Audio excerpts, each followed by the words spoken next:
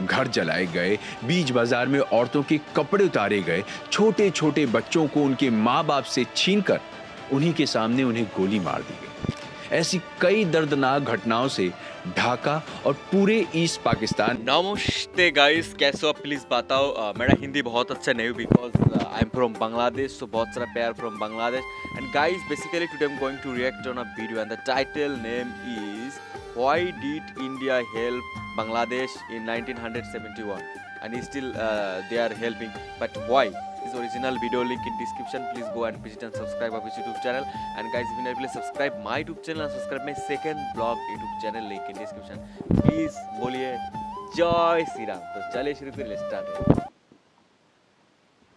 मैं इंडिया को बर्बाद कर दूंगा, मैं इंडियन गवर्नमेंट को बर्बाद कर दूंगा, कोई नहीं बचेगा, कोई नहीं बचेगा। तुम उनके 30 लाख लोगों को मार डालो, बचे हुए अपने आप हमारे कदमों में आ गए। हमारे लोगों को आजादी जरूर मिलेगी, ईस्ट पाकिस्तान बांग्लादेश जरूर बनेगा। मार्च 1971, ईस्ट पाकिस्तान, जो कि अब बांग्लादेश है। ईस्ट पाकिस्तान के हर एक हिंदू को ढूंढकर उन्हें खत्म करने का ऑर्डर नियाजी ने अपनी आर्मी को दिया था। आए दिन ही आर्मी ऑफिसर्स लोगों के घरों में घुसते और बिना कुछ सोचे समझे उनके सीने में गोलियां दागकर उन्हें मार डालते।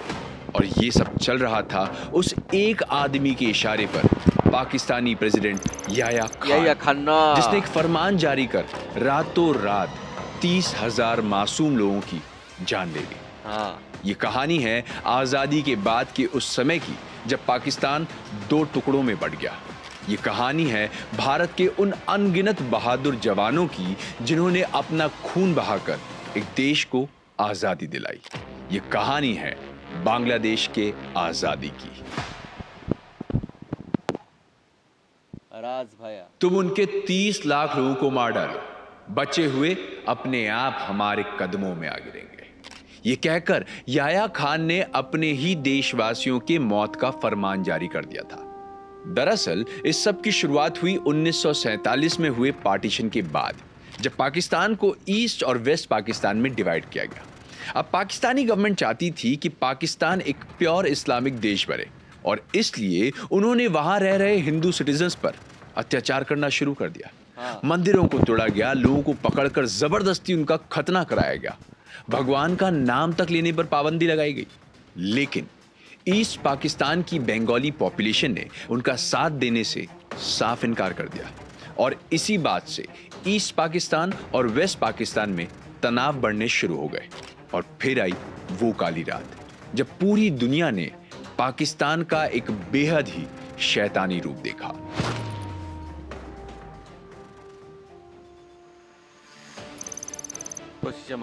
वेस्ट पाकिस्तान के आर्मी ट्रूप्स अंधेरी रात में चोरी चुपके ईस्ट पाकिस्तान में घुस गए। उन्होंने अपने ऑपरेशन की शुरुआत ढाका शहर से की और वहां की एक बड़ी यूनिवर्सिटी को अपना निशाना बनाया। आधी रात को मिलिट्री ऑफिसर्स ने हॉस्टल पर हमला किया और सभी स्टूडेंट्स को घसीट कर बाहर निकाला।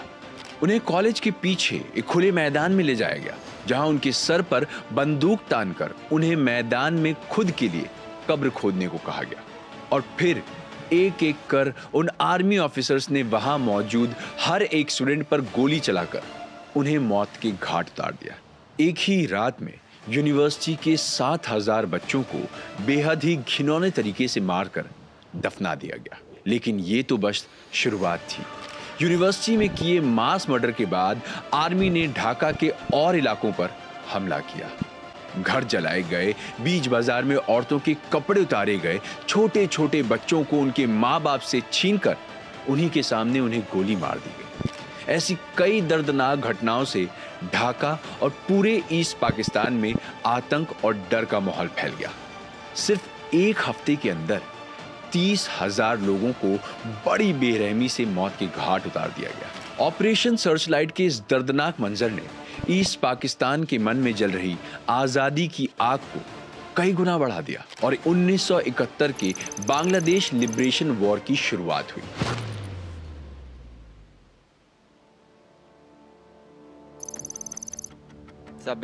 हमारे लोगों को आजादी जरूर मिलेगी, ईस्ट पाकिस्तान बांग्लादेश जरूर बनेगा। वेस्ट पाकिस्तानी गवर्नमेंट के हाथों झूठे केस में गिरफ्तार हुए शेख मुजीब रहमान के ये शब्द ईस्ट पाकिस्तान के लिए आजादी का ऐलान बन गए। ऑपरेशन सर्च लाइट में हुए खून खराबे और नुकसान के बाद ईस्ट पाकिस्तान के लोगों ने बगावत छेड़ दी।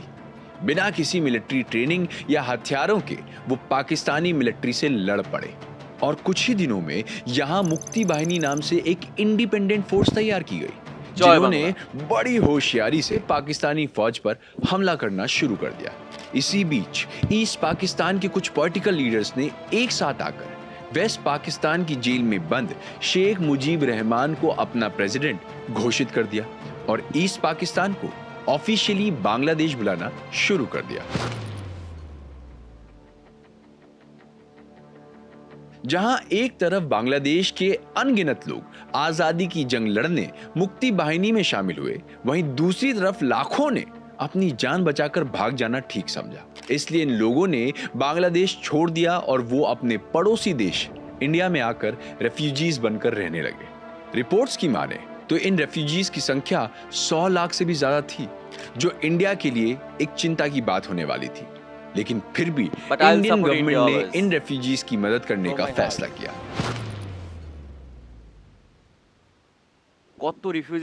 मैं इंडिया को बर्बाद कर दूंगा, मैं इंडियन गवर्नमेंट को बर्बाद कर दूंगा, कोई नहीं बचेगा, कोई नहीं बचेगा।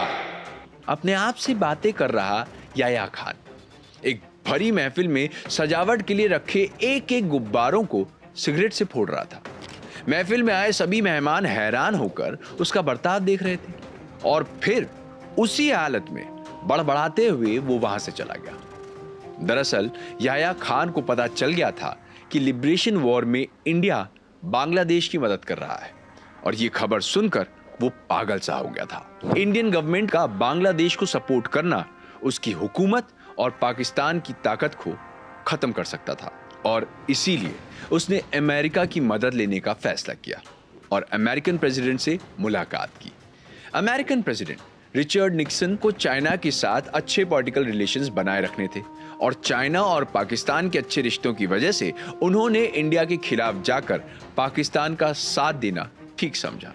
अमेरिका को अपने साथ पाकर याया खान इंडियन गवर्नमेंट को धमकियां देने लगा। उसने Indian prime minister Indira Gandhi से कहा कि लिबरेशन वॉर में बांग्लादेश का साथ देकर वो अपने देश का नुकसान कर रहे हैं। लेकिन जब याया खान ने देखा कि इंडियन गवर्नमेंट पर उसकी इन धमकियों का कोई असर नहीं हो रहा, तो उसने इंडिया को सबक सिखाने का एक खतरनाक तरीका सोच लिया। अच्छा,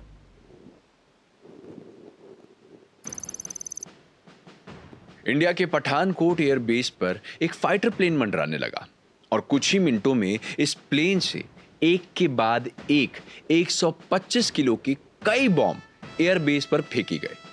देखते ही देखते यहां का रनवे पूरी तरह डैमेज हो गया और इंडियन एयरफोर्स हाई अलर्ट पर आ गई। पाकिस्तान ने इंडिया पर हवाई हमला कर दिया था और लगभग 45 मिनटों के अंदर इंडिया की बॉर्डर क्रॉस कर वो अलग अलग इंडियन एयरबेसेस पर बॉम्ब डाल रहे थे। ये पाकिस्तान की ओर से किया एक ऐसा हमला था जिससे दोनों देश में जंग का माहौल छिड़ गया। अपने देश पर हुए इस खतरनाक हमले को इंडियन गवर्नमेंट बिल्कुल भी बर्दाश्त करने वाली नहीं थी और प्राइम मिनिस्टर इंदिरा गांधी ने डिक्लेयर कर दिया कि पाकिस्तान का ये हमला उनकी तरफ से जंग का ऐलान था, जिसके बाद उसी रात इंडिया ने पाकिस्तान पर काउंटर अटैक कर दिया और इंडो पाक वॉर की शुरुआत हुई।